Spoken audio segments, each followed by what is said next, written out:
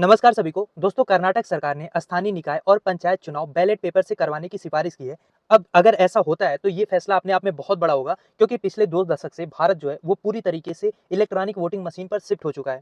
दरअसल कर्नाटक के जो कानून और संसदीय कार्य मंत्री हैं एच के पाटिल साहब, उन्होंने कहा है कि लोगों का भरोसा जो है वो ईवीएम से घट रहा है और लोकतंत्र की सबसे बड़ी पूंजी भरोसा होता है। तो सरकार चाहती है कि पंचायत और लोकल बॉडी का चुनाव वो बैलेट पेपर से हो, ताकि लोगों को ये महसूस हो कि उनकी वोटिंग प्रोसेस पूरी तरीके से फेयर और ट्रांसपेरेंट है। और इसको आप इस कॉन्टेक्स्ट में देखिए कि अभी राहुल गांधी ने वोट चोर गद्दी छोड़ का नारा लगाया था। बेंगलुरु की एक सीट में कैसे 1 लाख से ज्यादा फर्जी वोटर्स थे, उसको सामने रखा था।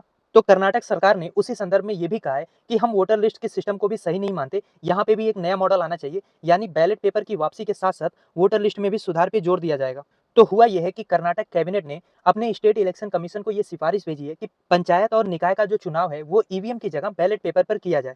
इसके अलावा लोकल बॉडी का जो चुनाव है उसको अब विधानसभा की मतदाता सूची पर पूरी तरीके से निर्भर होकर ना किया जाए। इसके बदले राज्य अपना अलग डेटाबेस और सिस्टम डेवलप करना चाहता है। अब अगर आपको ये बदलाव बस एक छोटा सा बदलाव या टेक्निकल बदलाव लगे, तो आप ये समझिए कि अगर ऐसा होता है तो इसका डोमिनो इफेक्ट जो है वो बहुत बड़ा हो सकता है। क्योंकि ईवीएम का मुद्दा हो, चाहे वोट चोरी का मुद्दा हो, वोटर लिस्ट का मुद्दा हो, ये केवल राहुल गांधी और कांग्रेस का मुद्दा नहीं है। पश्चिम बंगाल में विधानसभा के अंदर ममता बनर्जी ने खुद वोट चोर का नारा लगाया। डीएमके के जो एमके स्टालिन है वो राहुल गांधी के साथ वोटर अधिकार यात्रा में गए थे। तेजस्वी यादव, अखिलेश यादव, हेमंत सोरेन, यहाँ तक कि आम आदमी पार्टी के अरविंद केजरीवाल, सब इस नैरेटिव के साथ खड़े हैं। यानी आने वाले समय में जो कर्नाटक में डिमांड उठ रही है, ये डिमांड विपक्ष शासित जितने भी राज्य हैं हर जगह उठ सकती है कि बैलेट पेपर पे चुनाव हो और राज्य के डेटाबेस वाली वोटर लिस्ट से चुनाव हो। और ऐसा भी नहीं है कि बैलेट पेपर पे अब दुनिया में कहीं चुनाव नहीं होता। इनफैक्ट जो सबसे विकसित देशों, चाहे आप जर्मनी की बात करो, नॉर्वे, नीदरलैंड, जो कि यूरोपियन देश है, यहाँ पे भी बैलेट पेपर पे चुनाव होता है। क्योंकि ये लोग मानते हैं कि ट्रांसपेरेंसी होना ज्यादा जरूरी है, ना कि हर हाल में टेक्नोलॉजी को यूज ही करना है। इसके अलावा 2016 का जो यूएस प्रेसिडेंशियल इलेक्शन था